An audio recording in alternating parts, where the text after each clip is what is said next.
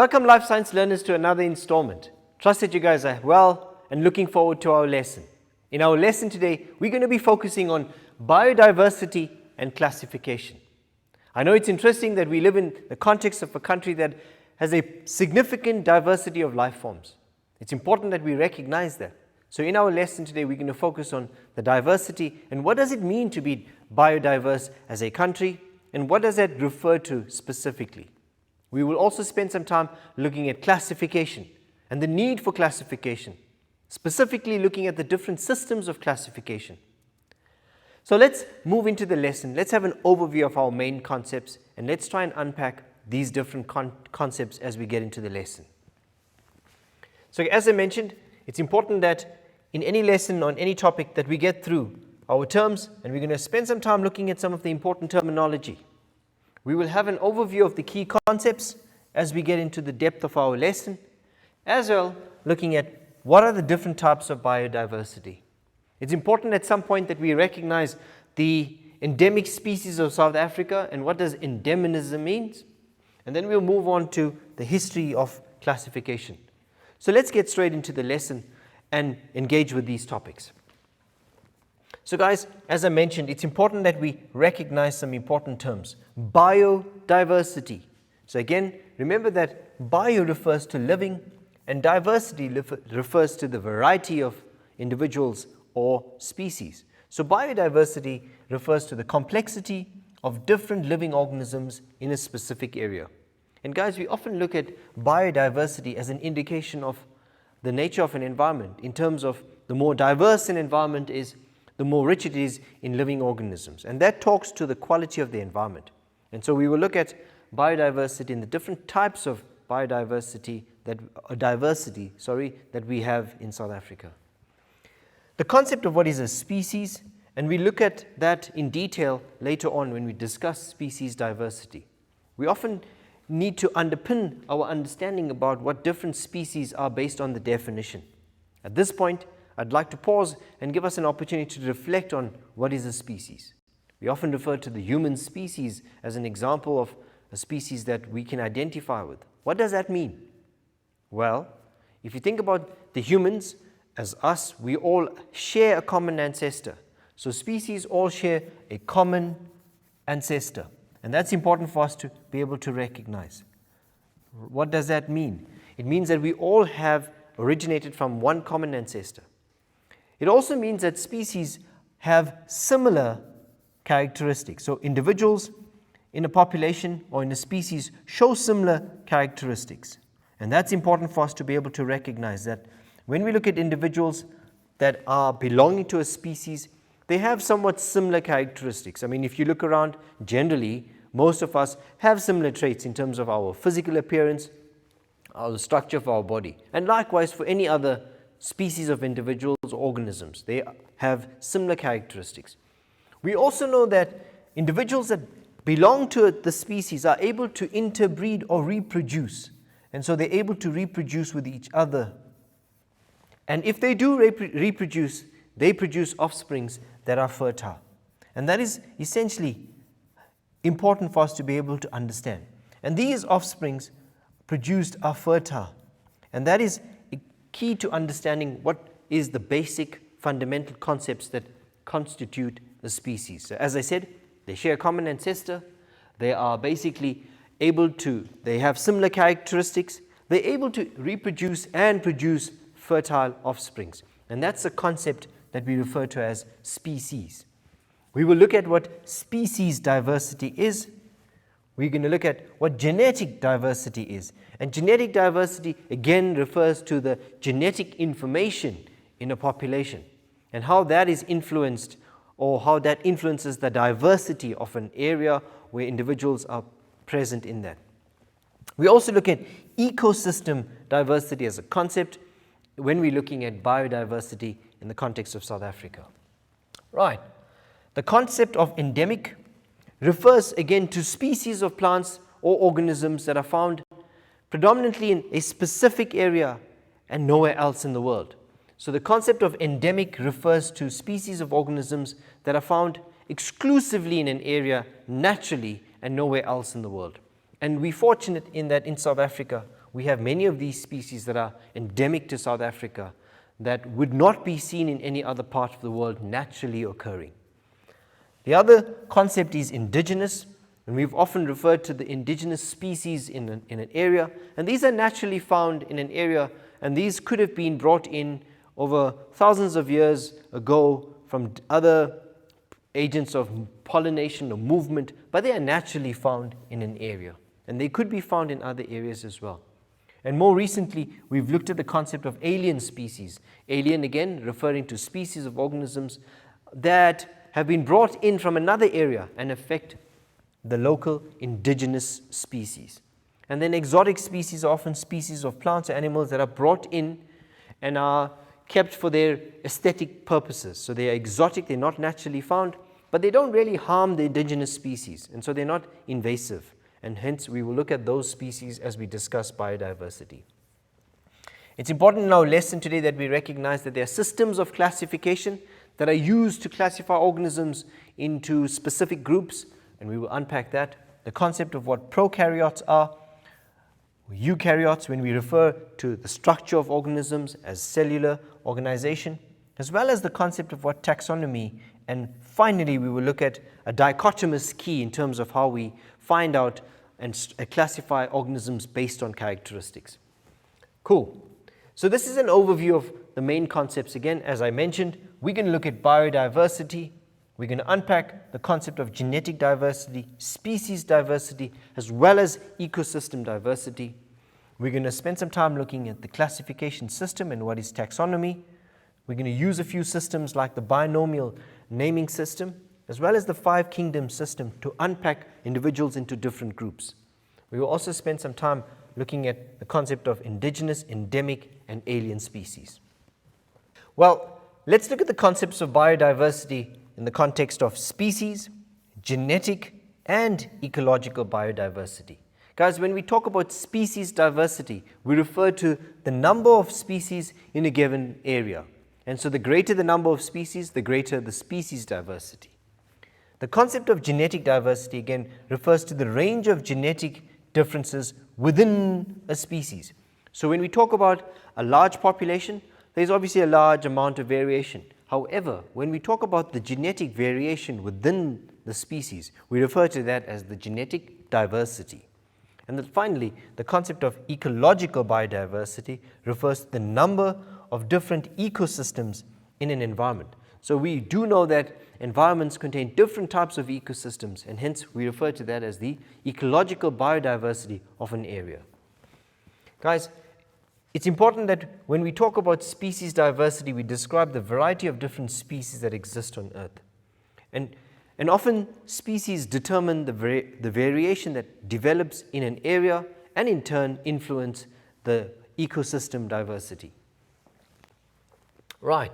I mentioned earlier on that the genetic diversity again refers to the variation of genetic traits within one species. The best example to look at would be when we look at the domestic dog. I mean, we've seen that there's a variety of different variations of dogs.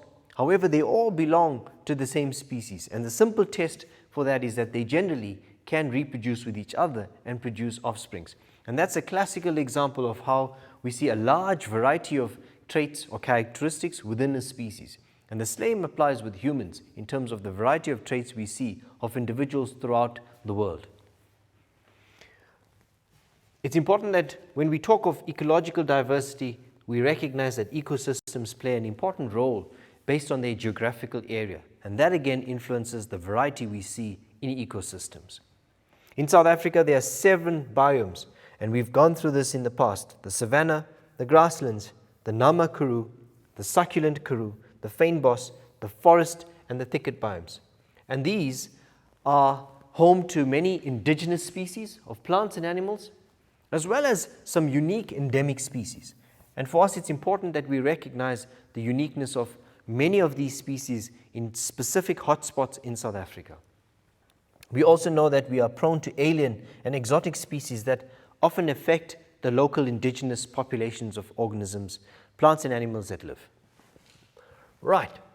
So guys, the next concept that we're going to look at is the concept of Endeminism in South Africa. Again, that stems from the word endemic. and we will draw reference to the variety of species that live in a specific area and a habitat. So guys, you've done well for the first segment of this lesson. Let's have a little break. Let's get back and we will look at how endemic species are present in South Africa and how that influences the biodiversity. So have a short break and see you in a bit.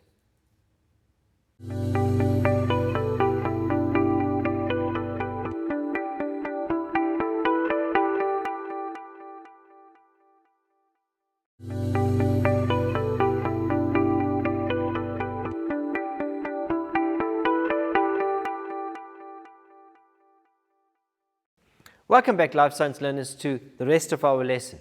We're focusing on biodiversity and looking at classification today. We've just looked at the importance of concepts such as species diversity, genetic diversity, and ecosystem diversity. We're discussing all of this in the context of South Africa. In this part of the lesson, guys, we're going to be focusing on biodiversity and endemism in South Africa. What does that mean? Let's take note of the following. There are 11 types of biomes in the world, and South Africa is unique in that it has 7 of these 11 types. And that's a huge plus for us as South Africans, the benefit of having 7 unique biomes to South Africa, something that is unique to South Africa. And we've looked at that and the distribution of these biomes in the past, and we know that we've got our savanna, we've got our different biomes, and that's a good illustration for us to be able to look at and identify where these biomes are. What's important is that these biomes are home to some indigenous species as well as the endemic species. So let's try and unpack that and move on to the significance of endemism in South Africa. So, as I mentioned, it's also important for us to recognize that 3 of the world's biodiverse hotspots are found in South Africa. And these are areas with especially a high number of endemic plant species. So why do we recognize these as hotspots? Firstly, these areas are areas that have a high concentration of endemic plant species. What does that mean? It means that if we look at these areas, these endemic species are concentrated in specific areas that are found nowhere else in the world, and that makes them significantly important from an ecological perspective. It means that these areas need to be protected, as those plants are probably not found, are definitely not found anywhere else, and hence they are regarded as hotspots and need to be conserved and protected. One, because if we lose these, we're probably going to lose them and we will not have them anywhere else in the world. And second, they provide a source of tourist attraction to South Africa, where many indigenous local populations benefit from that, as well as we've got tourism from travelers from around the world that actually visit these hotspots to enjoy the splendor of what we have.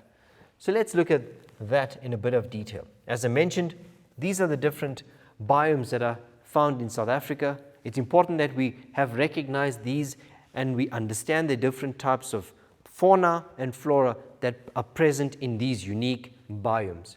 Again, it's important that we recognize that biomes are areas that are characterized by the climate, the type of plants and animals that are uniquely found in those areas. And that is how we differentiate our South African biomes into these 7 different biomes.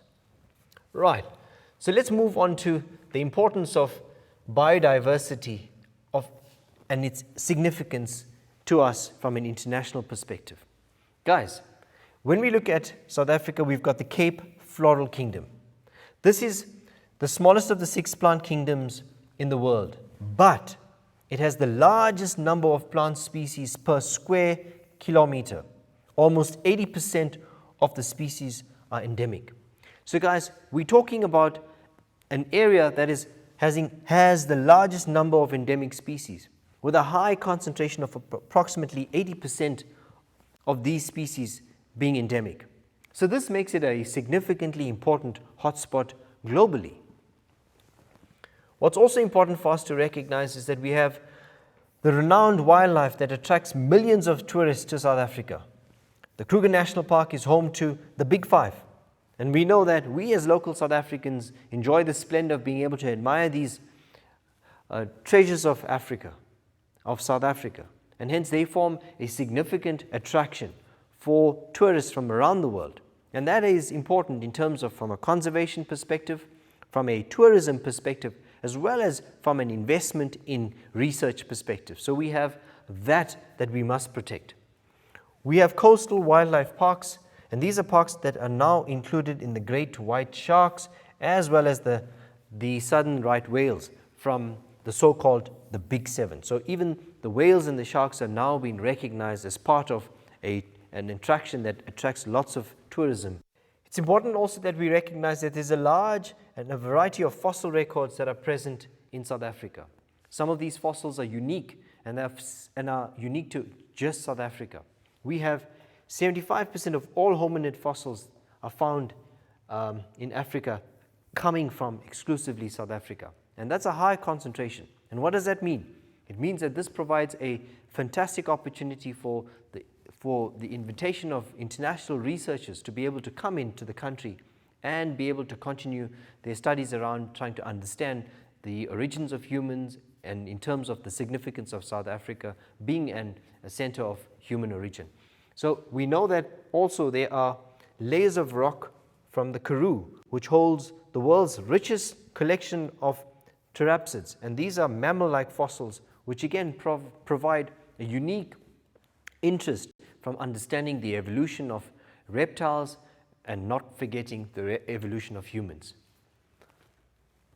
Guys, and these are some of important milestones in South Africa in terms of us being able to recognize. And this is Maropeng, and these are home to places where important discoveries in the human evolution timeline have been discovered, from Australopithecus sediba more recently to we're looking at Homo naledi being found. And so these are significant in being able to understand the context of our rich biodiversity, which even is supported with, as I mentioned, fossils.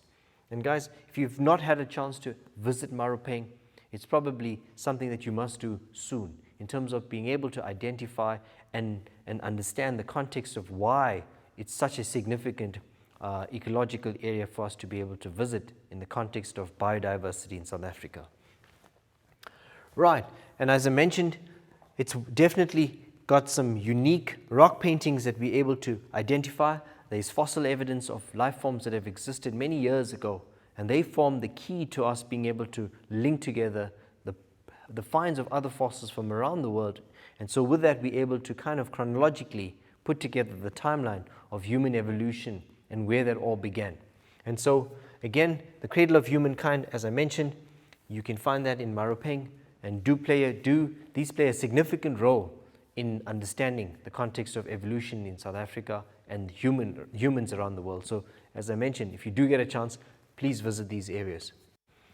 It's also important that we recognize that we have a number of natural or cultural heritage sites that have been declared World Heritage Sites. And that's again significant in terms of our biodiversity. And we've recognized that some of the biomes like the Cape Fynbos, which is home to many endemic species, is again, as I mentioned earlier on, a unique habitat that attracts lots of interest in terms of from an ecological perspective. The Cape Floral Kingdom, I mentioned earlier on, has been declared a World Heritage Site by UNESCO because it is considered one of the areas in the world with the richest diversity of plants, and it provides an exceptional value to humanity worldwide. And that's something that we all must celebrate, and that's a unique feature that we have right here in South Africa. Of the 9,600 species of vascular plants that occur here, 70% of these are endemic. And that's a large percentage of plants that are endemic. And we're looking at probably we're looking at about 7,000 of these plants that are found that are unique to this area. And that's a rich diversity, guys. We also know that 17 wetland sites in South Africa that support the diversity of organisms, and from the likes of St. Lucia being a unique habitat. These wetlands provide a unique habitat for organisms in terms of birds as well as some of your amphibians. Again, a World Heritage Site for us to celebrate. Right. It's important that we do recognize that biodiversity is under threat in South Africa. And this comes from threats which include alien invasive species. And these can push out the indigenous plants as well as the endemic flora and fauna. And this is due to the invasion of alien invasive species that have been brought in either through human intervention or accidentally over the years through cargo transportation that have now accidentally brought in these indigenous species. And so that is affecting our indigenous population significantly. The development of human activities such as the development of new suburbs, the clearing of lands for the use of farmers that cause a significant loss of biodiversity. The concept of reclaiming land and filling our wetlands to repurpose them so that we can build golf courses or we can build new residential complexes. These have a significant impact on our local biodiversity. Again, that's the impact that humans have directly on the environment. So if the biodiversity is threatened, there are several knock-on effects. For example, if there's a loss of species, these in turn can cause the food chains and food webs to collapse. So if we remove or we affect one individual in the flow of energy in a food chain, we in turn will have a knock-on effect on many other species that are dependent on the energy flow in that. The loss of natural heritage makes South Africa a less interesting place, guys. I mean, if we didn't have the big five, we're probably going to have a decrease in tourism. So it's important that the awareness around these is sustained and that we try and carry out initiatives that protect our natural ecosystem so that we can maintain the diversity that we currently have. This affects tourism and the national income negatively. We talk about a lack of tourism, in turn decreasing the amount of revenue that comes into a country. There are livelihoods that depend on tourism from communities that benefit directly, including research funding that is put into our country because of our diversity. So that can have a knock-on effect in terms of the employment of individuals, as well as it increases internally the stress of individuals and may lead to crime because individuals now face the threat of unemployment and lack of earning an income. The loss of flora and fauna could mean that there's a loss of possible cures to diseases. Many of our plants provide a rich supply of natural ingredients that are used for natural remedies. The fact that we've got rooibos, which is unique to South Africa, and that is an example of a plant that is unique in the teas that we have. Again, losing that has a huge impact on what it does in terms of antioxidants. Some food and energy sources for people will also be lost, and we will find that the number of endangered species in the red data list will increase. The red data list is a list that is updated annually, and this has a list of species that are either threatened, near extinction, or endangered. And so we find that this list is a growing list, and often it is because of human impact. And guys, finally, as we wrap this up, it's important that we look at the table below, which shows the number of species of main plants and animal groups or taxa that are present in South Africa. It also includes what percentage of the total number of species on Earth is represented in South Africa. And this is an interesting table where it actually shows you what is the percentage makeup that we have in comparison to the rest of the world. And that is where we start to appreciate what we have and recognize the richness or the uniqueness of our diversity. So when we look at mammals, the number of species in South Africa, we have about 227.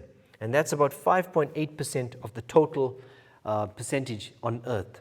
If we look at birds, birds make up 718 of the number of species in South Africa, which is 8% of the global number of species on Earth. What is interesting is if we look at invertebrates, we have 77,500 different species of invertebrates, and this makes up 5.5% of the percentage of invertebrates throughout the world. And that's unique. What we also recognize is that we've got freshwater fish, guys, and this is a staggering 112 different species. And if you look at those numbers are quite low, and hence we need to recognize that this is something that we need to protect because they're highly vulnerable, as we have that unique 1.3% of the world population of different species here in South Africa. Vascular plants, interestingly, make up 18,000 number of species in South Africa, and that's about 7.5% of the global number of species on Earth. And as we look at that, guys, it's important that we use this information to recognize the significance of maintaining our biodiversity in South Africa.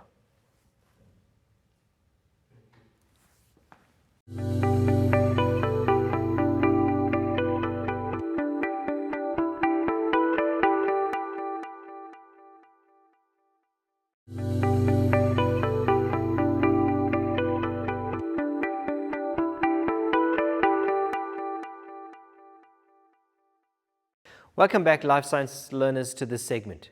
Trust that you guys are energized and ready for this part of the lesson. We were spending some time looking at biodiversity before we went into a little break.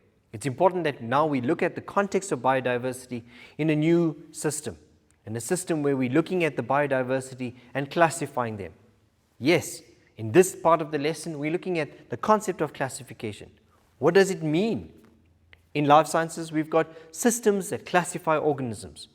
The fact that we can differentiate between plants and animals and reptiles and mammals means that there's been a system that has put individuals or organisms into specific groups. And that essentially is classification. Why is that important? Let's try and get into the lesson and unpack that. So let's look at the concept of what classification schemes are. Let's understand that due to the vast numbers of organisms that exist on Earth, scientists group organisms according to features or characteristics they have in common. And that's fundamental to any classification group.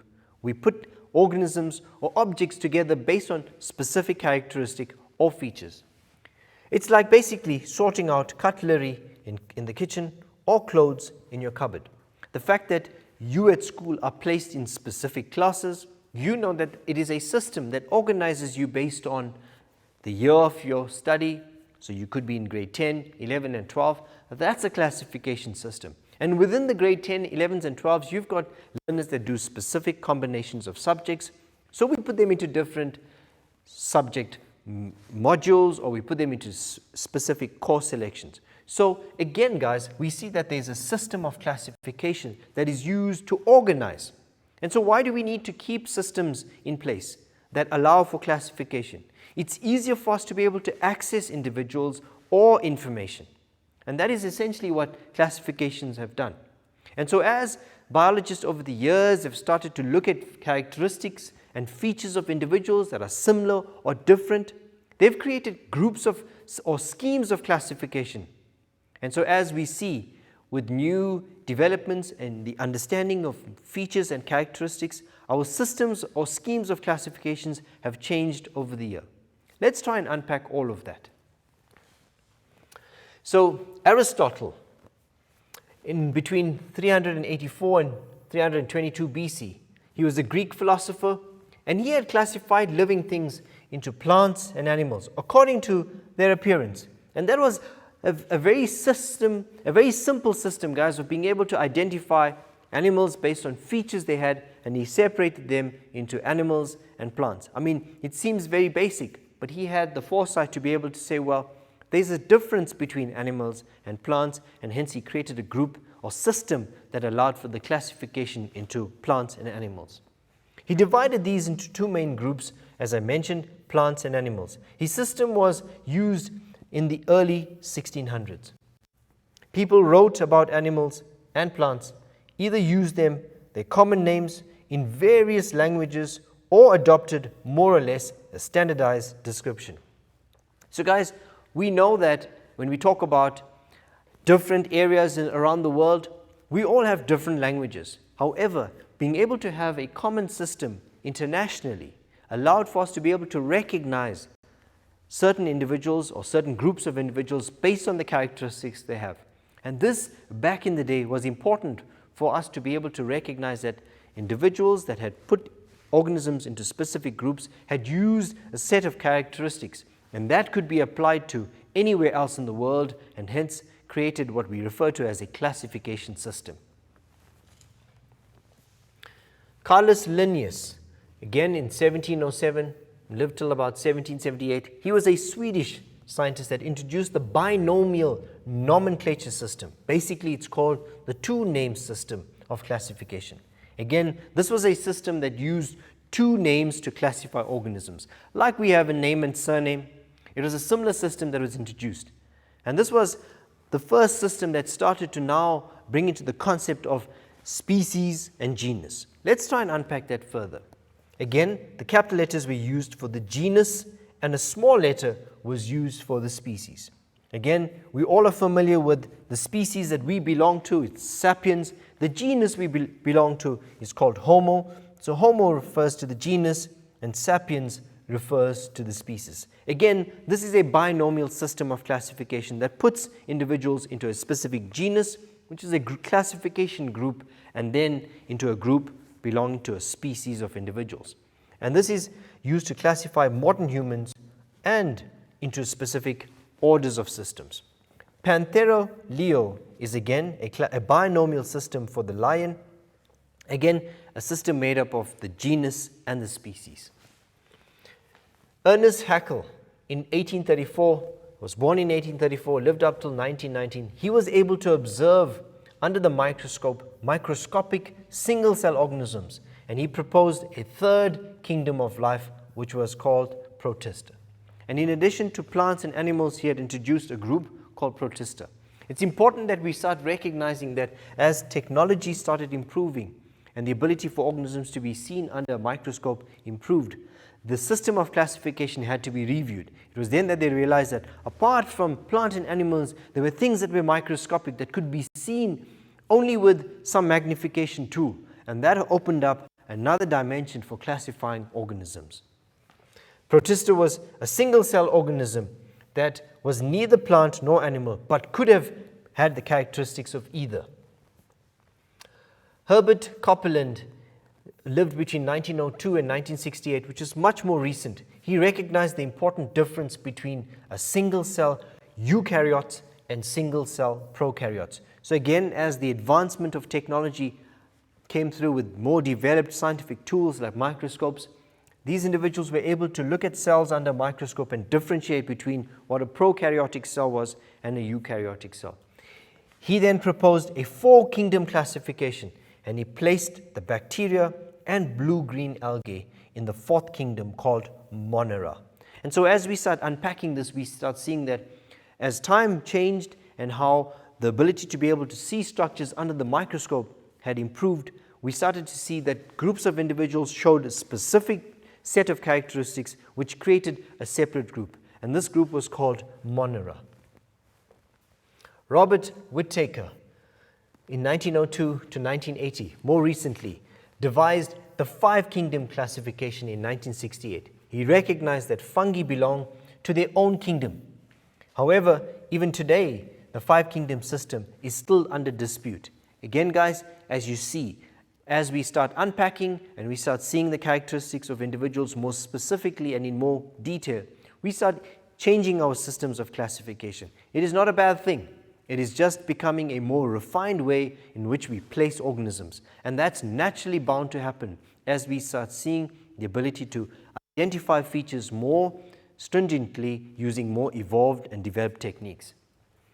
It is in nature of science that more discoveries will come to light, and theories will continue to be improved upon and revised. And that's important that we recognize that.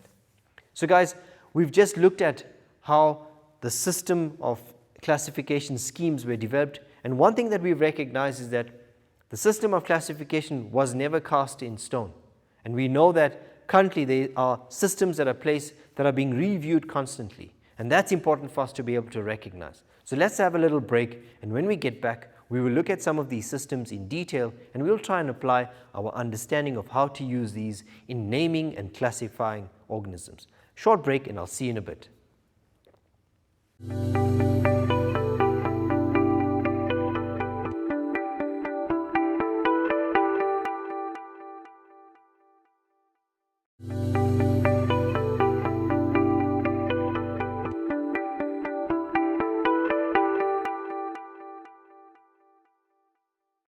Welcome back, life science learners, to this segment.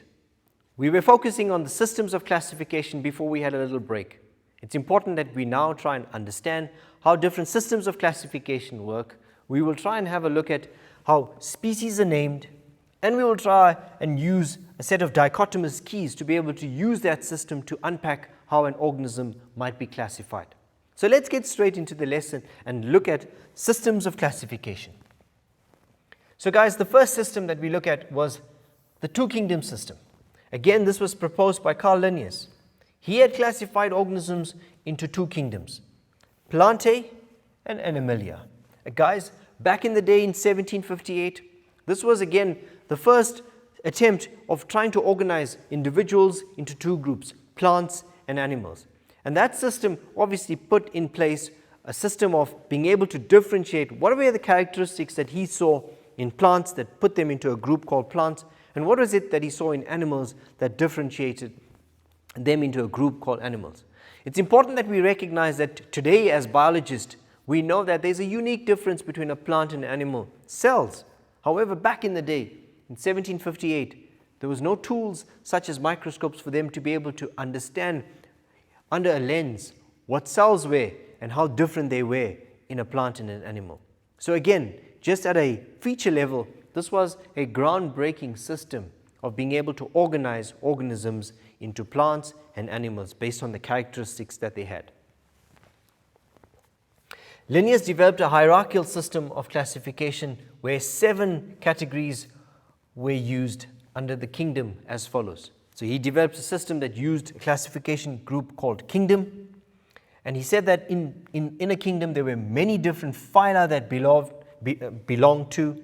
He also mentioned that many classes made up the different phyla, and that each class had many different orders, and that many families were part of one order, and that there were different genera in each family, and many different species made up each of the genus.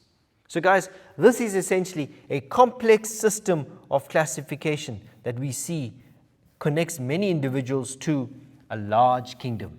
And that's important.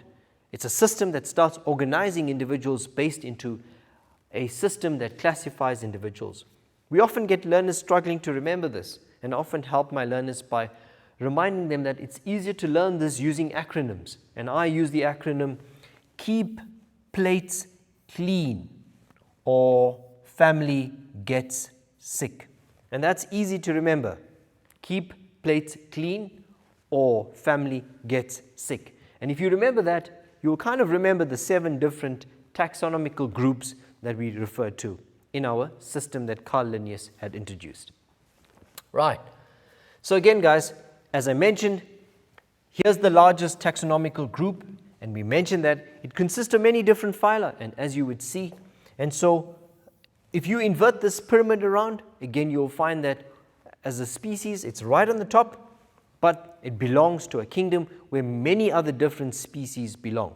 So for example, humans belong to the kingdom Animalia, and you'll find that many other animals, organisms that have features belong to that kingdom. Again, as I mentioned, many different species belong to a genus, and so many different genera belong to a family, so forth. Okay, so the above system is basically categorizing individuals based on shared physical properties within each group. And so the characteristics that individuals have put them into a group, and that group is firstly called the species. Then we look at the different characteristics of a set of different species, and we put them into a group called the genus. And likewise, as we do this, we start classifying them into subgroups. We'll try that in a bit. So guys, the two-kingdom system also involves each consecutive level of classification becoming more and more specific based on features and characteristics that present at each level. Organisms within the same family have more in common than organisms within the same order. And that's important for us to recognize, that individuals in a family will have more in similar with each other than individuals in a different order. And that is what we start seeing, is that we start grouping individuals into these categories. So guys, let's look at how the two kingdoms classification is used to organize a plant and an animal into the different taxonomical groups. As I mentioned, it's important that we recognize that here we've got the different taxonomical groups. Again, use the acronym of Keep Plates Clean, and that will help us to understand and remember the kingdom, phylum, class, order, family, genus, and species. So, as I mentioned, keep plates clean, or family gets sick. And so that should help you remember that. So the taxon that we're looking at is how is a plant or such as a pine tree classified? So it belongs to the kingdom Plantae. And when we look at plant classification, instead of using phyla, we use division for plants. And that belongs to a group called Pteridophyta. The class to which it belongs is called Gymnosperm. The order is Coniferales. The family, Pinaceae. The genus, Pinus. And the species, Ponderosa. So quite difficult words. So this is a system based on Latin terminology. And again, it's important that we recognize that why are these words often not the easiest to pronounce? Back in the day when these systems of classification were created, scientists or biologists that we're using had to use a language that was universally accepted around the world. And back in the day, Latin was a language that many scientists around the world were using. And many of their transcripts had been inscribed in Latin, and hence the derivative of these words are often Latin-based, and hence not as easy for us to be able to explain these complex words. If we look at how the domestic cat is classified using the same 7-kingdom classification or the 7 taxa, we know that cats belong to the kingdom, they are animals, so Animalia. The phylum that they belong to is Chordata because they have a distinct vertebral column. They belong to the class called Mammalia. So that means if we think about which class we belong to, we also are mammals, so we belong to the class Mammalia. The order to which they belong is Carnivora, and if you think about they're carnivorous, yes, so they belong to the family Felidae, and again it comes down to the group or the genus called Felis, and the species is Domesticus. And again, that's based on the fact that the domestic cat or the pet cats that we have as the domestic pet is a very domesticated species that we call Domesticus. And so that's an overview of how this 7 taxa can be used to classify a plant as well as an animal. Let's see if we can try a few more examples. Right, so again, if we use the example of a human versus a plant, in this case a buttercup, we can look at the kingdom that we belong to is Animalia. The chordate is the fact that we've got a vertebral column and we've got a skull, so Chordata. The class, as I mentioned, we belong to is Mammalia. The order we belong to are primates, and so if you think about primates, it refers to all those individuals that have the characteristics that we have in terms of structure, body cover, fingers, digits, etc. The family we belong to is Hominidae, the genus Homo, and the species Sapiens. And guys, it's important that we at least have used this system, because in grade 12, when we look at evolution, we spend a lot of time looking at human evolution, and we often come across the terms genus and species, and hence the importance of being able to understand the system of classification using the binomial system, where we refer to as the genus Homo and Sapiens, the scientific name for describing a human. On the other hand, if we look at plants, and in this case, the kingdom to which the buttercup belongs is Plantae. It belongs to a group of a phylum called Angiospermatophyta. The class is Eudicotidae. It belongs to the order Ranunculales. Again, it becomes quite difficult. The family, the genus, again, if we look at the species, Acris, and then we have a common name. And guys, what's interesting about the common name is that often the common names are names that are based on where these plants have been found, and often very localized in their names. And you know that sometimes a buttercup in one part of a country or in one country may be called very differently to another country. However, the universal scientific nomenclature will still remain the same regardless of which country you are in. And that is the uniqueness of being able to have a classification system. So this allows for scientists to be able to all understand the grouping that we use universally. Right, that takes us to the 5. So the 5-kingdom system is the most common way of grouping living things based on simple, distinctive characteristics.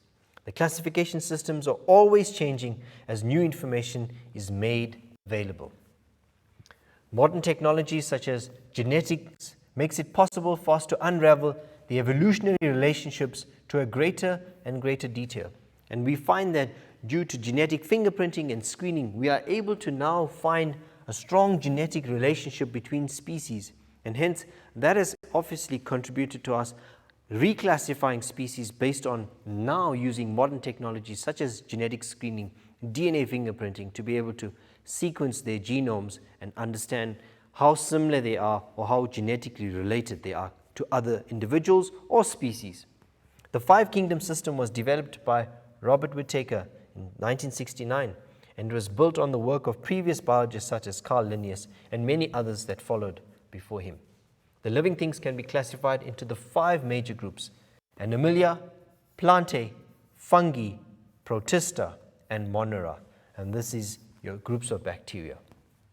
And this is a very systematic representation of the five kingdom, where you've got Plantae, Animalia, your fungi, your protist being the larger group, and your Monera being the evolutionary group from which many have descended. So this essentially shows you that's five system classification at an overview. The following criteria are used to classify organisms into the five kingdoms. We look at their body structure. Essentially, are they unicellular, multicellular, or they appear in colonies?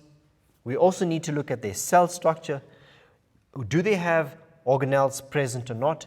Is there a presence of the nucleus or the absence of nucleus? How developed the organelles are. We also need to look at the composition of their cell walls in terms of, do they contain cellulose, chitin, or cell wall? And so those are important in us being able to classify them into the different five groups. The motility, are they mobile or immobile? Can they move? Do they have structures that allow them to move? Again, features that distinguish them. The mode of nutrition, again, this is referring to distinguishing them on the ability to be able to produce food or acquire food, and that's the autotrophs and your heterotrophs. And finally, we also need to look at the mode of reproduction.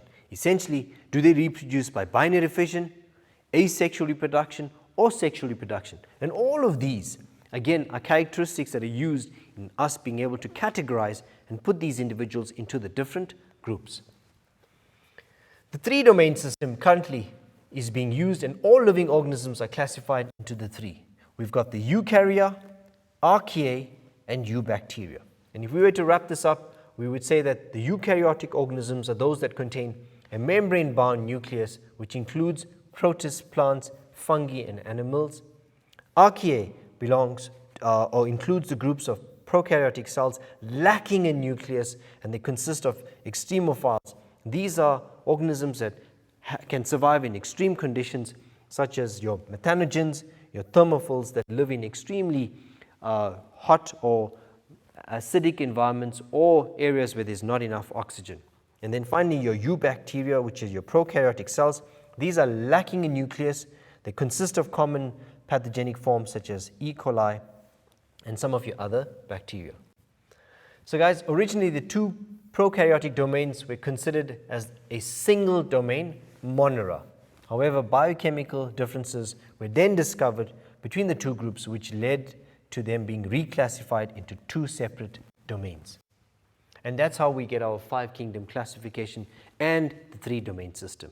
Guys, it's important that we now wrap the lesson up, but remember that scientists often use what we refer to as the dichotomous key, which is again a system being used to be able to answer a series of questions that describe whether a species or an individual has specific characteristics. And that points to how systems of classification are based on a two-naming system as well as a dichotomous key, where a series of questions are set together and we go through features of questions and we then try and eliminate individuals or organize individuals based on characteristics they have. So guys, I trust that you've engaged in the lesson and that you go back and reflect on different systems of classification and recognize that these systems are systems that have gradually changed, and as technology improves, we probably will get a new system that reclassifies some of the systems that we currently use. So guys, from my side, trust that you've enjoyed the lesson, have engaged with me. Wish you well, have a bye-lekker day, see you soon.